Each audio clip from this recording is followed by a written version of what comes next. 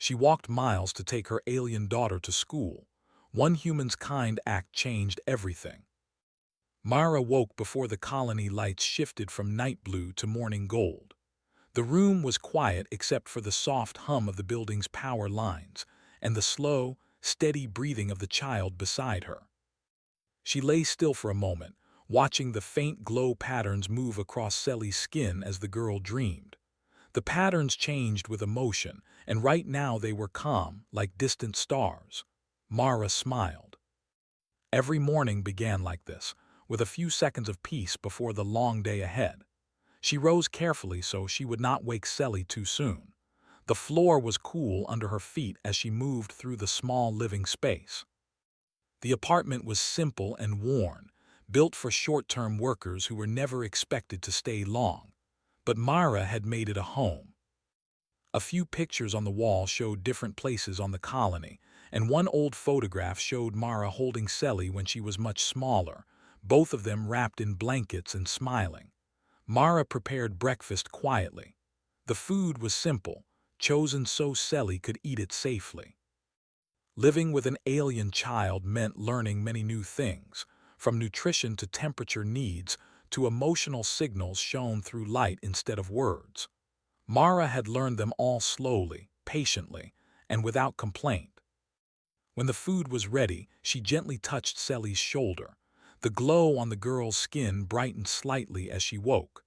"Morning," Mara said softly. Celi opened her large eyes and looked at her mother. Her glow shifted into warm colors that Mara had learned meant happiness. "Morning," Celi replied, her voice still sleepy. They ate together at the small table. Outside the window, the colony began to move. Hover traffic slid between tall structures. Distant signals flashed as systems came online. Lyris 9 was a busy world, built by many species working together, but not always thinking together. After breakfast, Mara helped Celi prepare for school. The school uniform had been adjusted many times to fit Celi's unique body shape and glowing skin.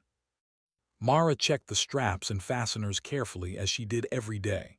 "Ready?" Mara asked. Celi nodded. They stepped outside into the long corridor of the habitation block. Other residents passed them, some human, some alien, some a mix of both. Most were polite, some stared. A few whispered. Mara had learned not to notice. She focused on Celi's hand in hers, small and warm. The transport hub was far away. The colony planners had never expected someone from this district to attend the Central Interspecies School on foot. But there were no transport pods that came this way, and the request system was slow and complex. Mara had tried once, months ago, and the forms had gone unanswered. So she walked. They exited the block and stepped onto the open walkway. The artificial sky above them slowly shifted color, signaling the start of the work cycle. The air was cool, and the path ahead stretched long and wide, leading toward the heart of the city. The walk took hours.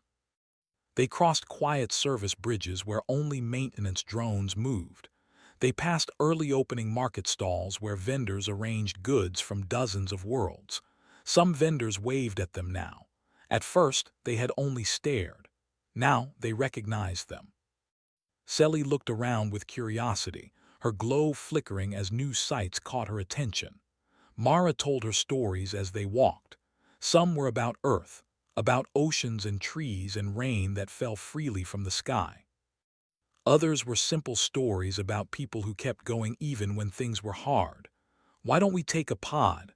Celi asked one morning as they walked, her voice careful, not accusing. Mara thought for a moment.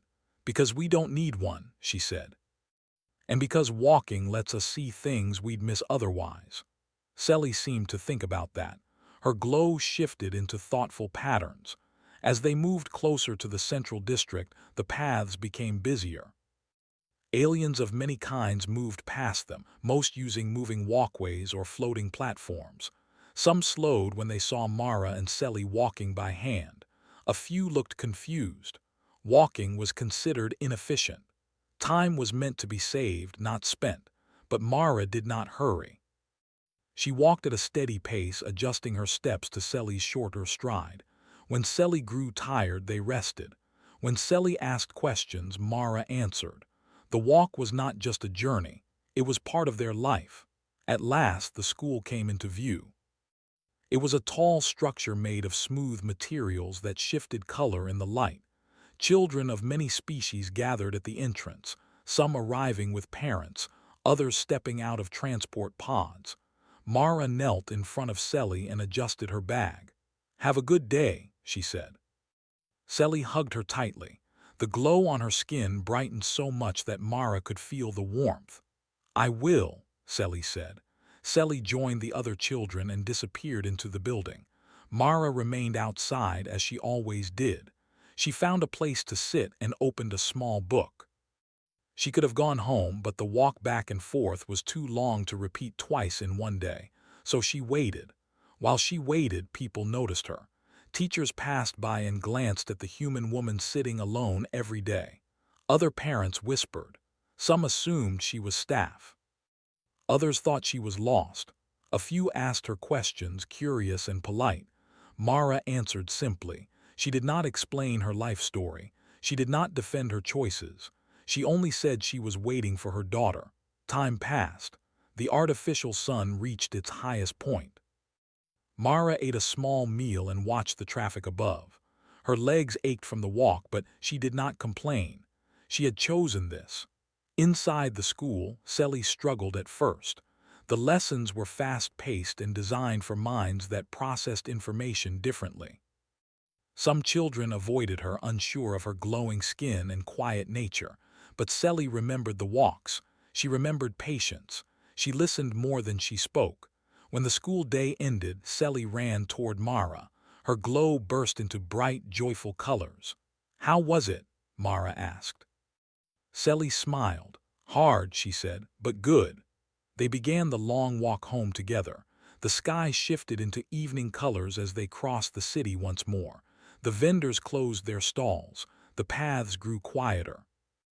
On one bridge, a small service drone hovered near them, adjusting its path so it would not block their way. Mara noticed but said nothing. Selly watched with interest. At home, they ate dinner and prepared for sleep. Selly curled up beside Mara, her glow dimming as tiredness settled in. "Mom," Selly asked softly. "Yes." "Why did you choose me?" Mara took a breath. She had answered this before, but the answer was always important. "Because you needed someone," she said. "And because I needed you." Selly's glow warmed, steady and bright. As the colony settled into night, Mara lay awake for a while, thinking about the next morning. Another walk, another day, another quiet effort that no one had asked her to make. She did not know that others had begun to notice. She did not know that her simple choice was already changing the way the city thought. She only knew that tomorrow, when the lights shifted and the day began again, she would walk. The next morning followed the same rhythm, but the city no longer felt quite the same. Mara and Selly stepped onto the walkway as the artificial sky slowly brightened. The air carried the clean scent of recycled moisture, and the distant sound of transit lanes waking up filled the background. As they began their long walk, something small but noticeable happened. A streetlight along the path turned on earlier than usual, casting a soft glow across the ground in front of them. Mara noticed it but did not think much of it. Systems often adjusted themselves. Still, Selly looked up at the light, her skin glowing in curious patterns. "Was that light always there?" she asked. "I think so," Mara replied gently. "Maybe it's just early today." They continued walking. Further along the route, a maintenance drone hovered near the edge of the path. Instead of crossing in front of them like it usually did, it paused, lifted slightly, and waited for them to pass. Its movement was careful, almost polite. Selly slowed down to watch it. "It's waiting for us." Mara smiled a little. "Then let's not keep it waiting." They walked on, unaware that the drone's path adjustment had been manually approved earlier that morning by a technician who had noticed their daily journey on a monitoring screen. He had not filed a report. He had simply thought it was the right thing to do. At the market district, the changes were clearer. One vendor, a tall alien with long arms and reflective eyes, had opened their stall earlier than usual. As Mara and Selly approached, the vendor waved. "Morning walkers," the vendor said warmly. Mara paused in surprise. "Good morning." The vendor placed a small container of warm nutrient drink on the counter. "For the child. No charge." Mara hesitated. "You don't have to." "I know," the vendor said calmly. "But I want to." Selly accepted the drink carefully, her glow shifting into bright, happy colors. "Thank you." As they walked away, Selly sipped the drink slowly. "People are being nice," she said. "They always were," Mara replied. "Sometimes it just takes time to see it." At the school entrance, things were changing too. A teacher stood outside greeting students. When she saw Mara waiting, she walked over. "You're the human who walks here every day," the teacher said, not unkindly. "Yes," Mara replied. "That's a long distance." Mara nodded. "It is." The teacher studied her for a moment. "Your daughter is adjusting well," she said. "Quiet but very observant." Mara felt a wave of relief. "Thank you for telling me." The teacher hesitated, then added, "If you ever need anything, please let us know." Mara thanked her and returned to her usual waiting spot. But today she noticed something new. A simple bench had been placed near the entrance. It was not marked or decorated. It was just there. She sat down slowly, surprised by how much she appreciated it. Inside the school, Selly's day unfolded differently. During a group exercise, one of the other children struggled with a complex problem. Selly watched quietly, then offered a solution in a soft voice. It was not faster than the others, but it was clearer. The class fell silent as the teacher listened. Then the teacher smiled. "That's a good way to explain it," she said. A few of the other children looked at Selly with new interest. One of them, a small alien with scaled skin, leaned closer. "You think like that because you walk, don't you?" the child asked. Selly blinked. "I think because I have time." After school, Selly told Mara everything as they walked home, about the problem she solved, about the bench, about the vendor. Mara listened carefully. "I'm glad," she said. That evening, as they crossed one of the longer bridges, a gentle tone sounded overhead. A city announcement played quietly. "Pedestrian route optimization in progress. Please proceed as usual." Mara looked around. The bridge lights adjusted slightly, making the path clearer. The wind barriers shifted to reduce the chill. Selly's glow brightened. "Is this because of us?" Mara considered the question. "Maybe not just us," she said, "but maybe we helped someone notice something."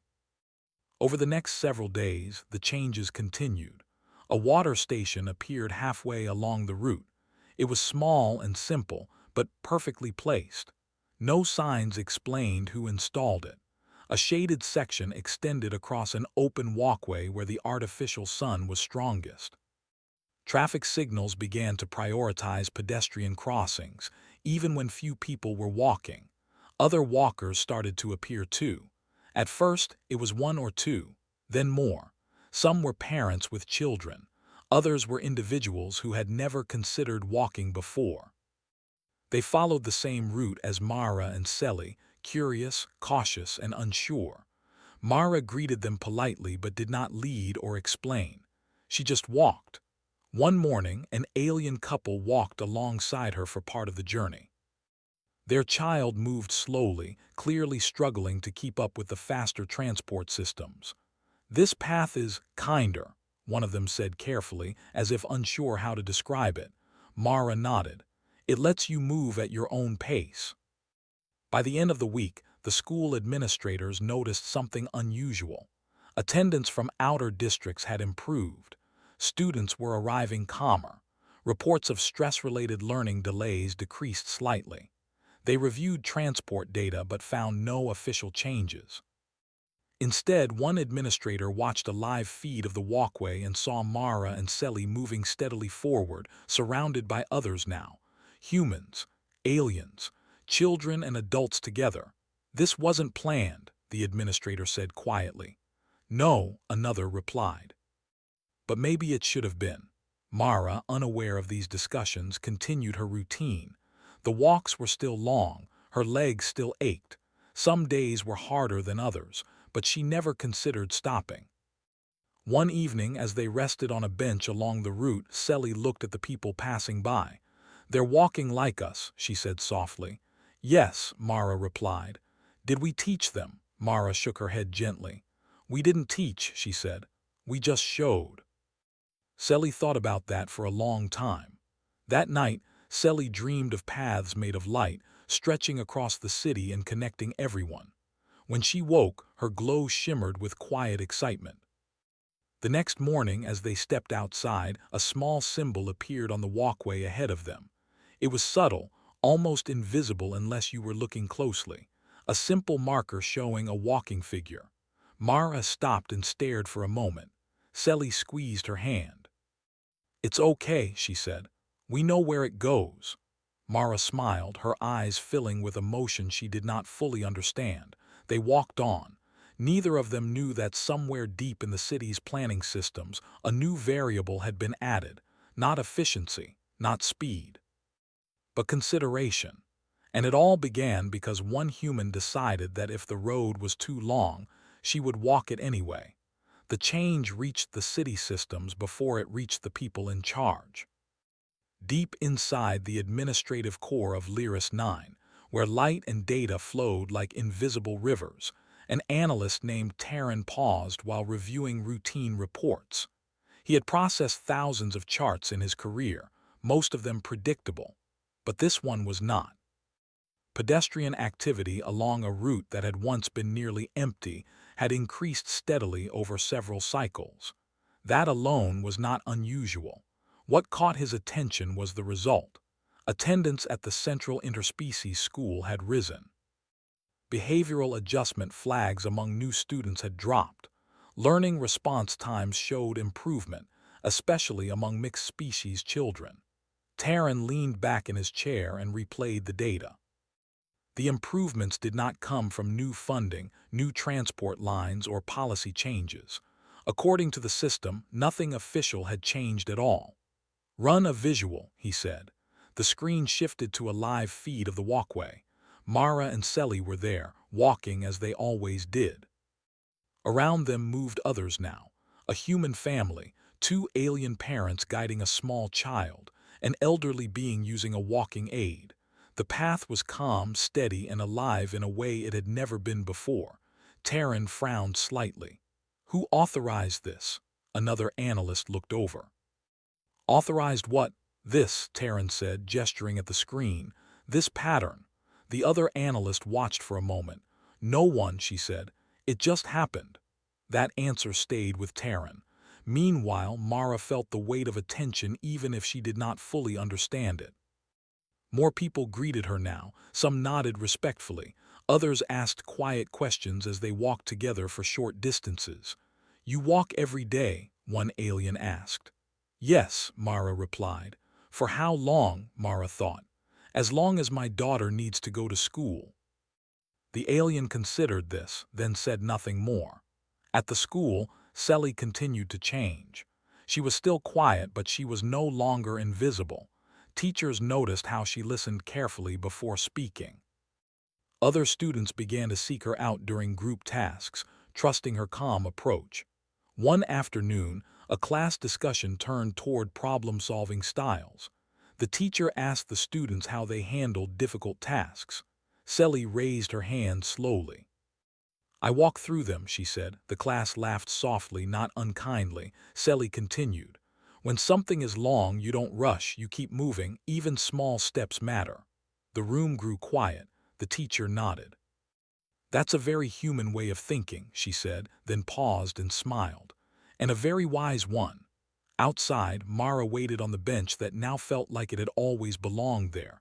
A school administrator approached her, carrying a small data tablet. "Ms.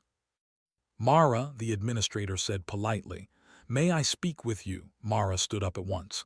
"Of course. Is Sally okay?" "She's more than okay," the administrator replied.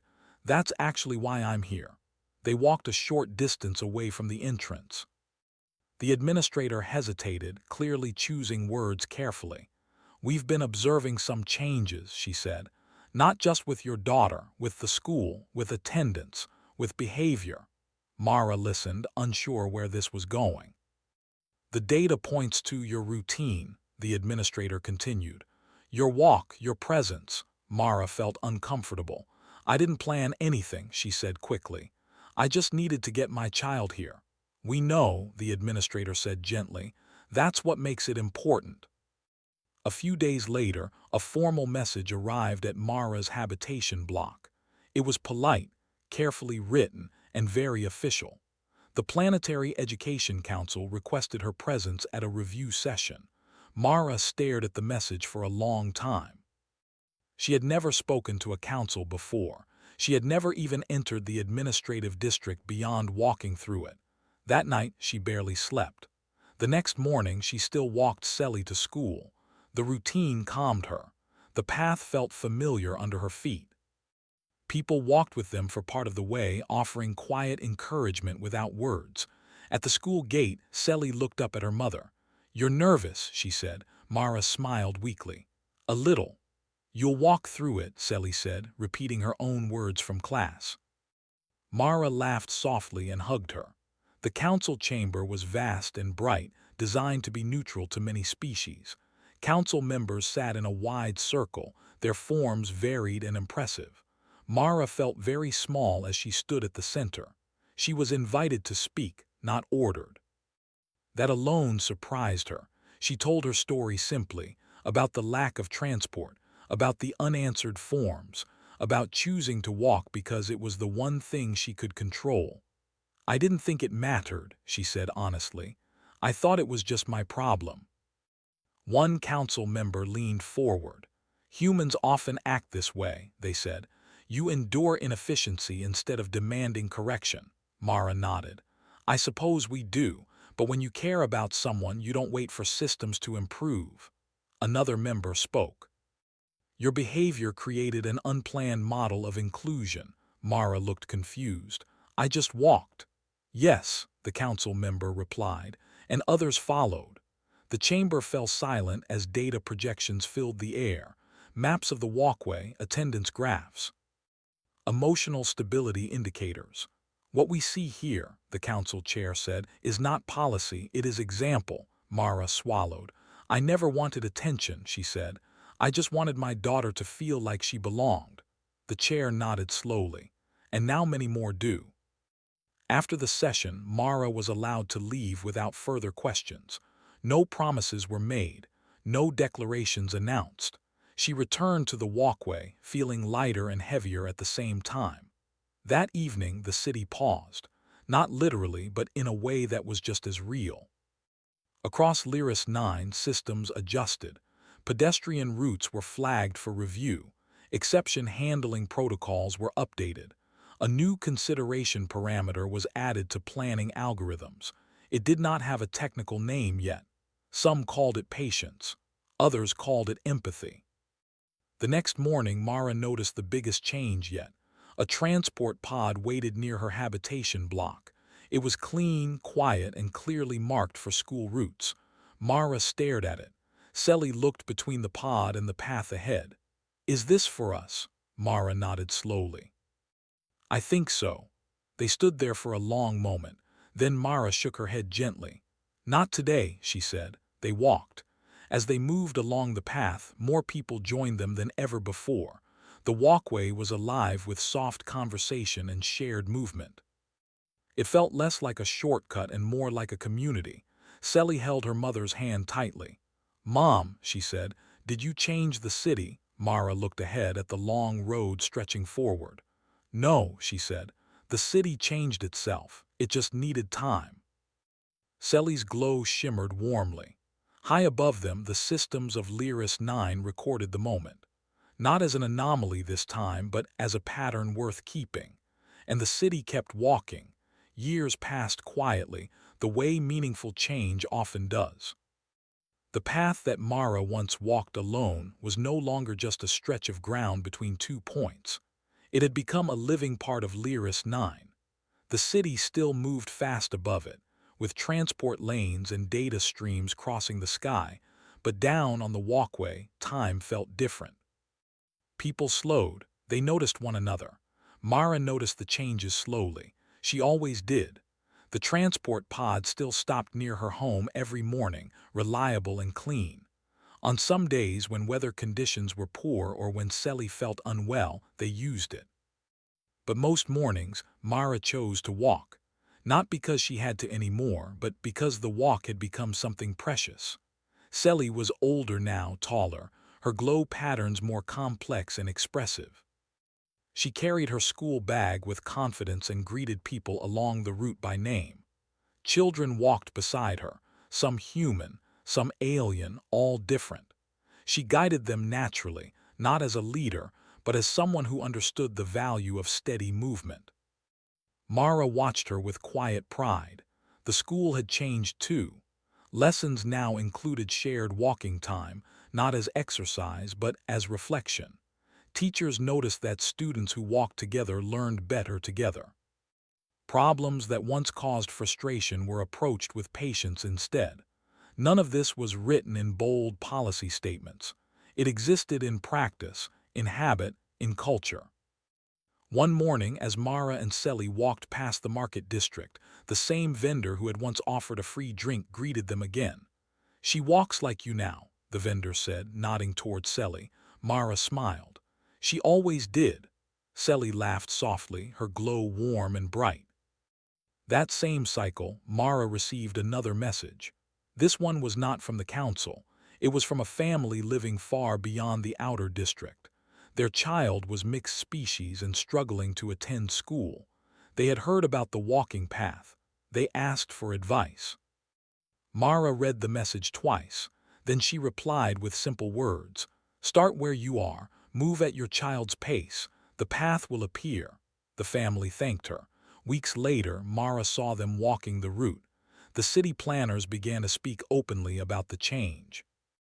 In meetings, they referenced the human model, though Mara disliked the term. To her, it was not about being human. It was about being present. One planner said, "We optimized for speed. Humans optimized for care. Care turned out to be more efficient in the long run." The data supported it. Health indicators improved. Education retention increased. Social integration stabilized. All without force, pressure, or urgency. The council eventually invited Mara again, this time not as a subject of review, but as a guest of honor. She attended with Sally beside her. When asked to speak, Mara kept it short. "I didn't build anything," she said. "I just refused to stop when it was hard." The chamber was silent for a long moment. Then the council chair nodded. "That refusal," the chair said, "is a powerful thing." After the session, as they left the administrative district, Sally looked thoughtful. "Mom," she asked, "why didn't you ask them to fix it sooner?" Mara considered the question carefully. "Because sometimes," she said, "when you ask, you're waiting. When you act, you're moving." Sally nodded slowly, absorbing the lesson. One evening, as the artificial sky dimmed into soft night colors, Mara and Sally sat on a bench along the path. The city lights reflected gently off the walkway. People passed by, some speaking, some silent, all moving forward. Sally rested her head on Mara's shoulder. "When I grow up," Sally said, "I want to design paths." Mara smiled. "For transport. For people," Sally replied. Mara felt her eyes fill with quiet tears. Years later, Sally did exactly that. She studied city systems, not to make them faster but to make them kinder. Her designs became known for one simple feature. They always included a walking option, always included rest points, always allowed time. When asked why, she told the story of a long walk and a hand held tightly through a busy city. Mara grew older, her steps slower but no less steady. On some mornings, Sally walked her instead. The roles shifted naturally, without loss. One day, as they walked together, a child ran past them, laughing, her skin glowing with excitement. Her parent followed, smiling. Mara watched them go and felt something settle peacefully inside her. The city of Lyris 9 never built a statue for Mara. There was no grand monument. There was no official day of recognition. There was only the path. It remained open, worn smooth by countless feet, marked not by metal or stone but by habit and memory. People used it without knowing its origin. Children grew up walking it, thinking it had always been there. And in a way it had, because humanity's greatest strength was never about conquering space or mastering technology. It was about choosing care, again and again, even when no one was watching. On her last long walk, Mara moved slowly, supported by Celi's arm. The city felt gentle around them. "Do you think they remember?" Mara asked quietly. Celi smiled. "They don't have to," she said. "They're still walking." Mara closed her eyes for a moment, feeling the rhythm of the path beneath her feet. That was enough.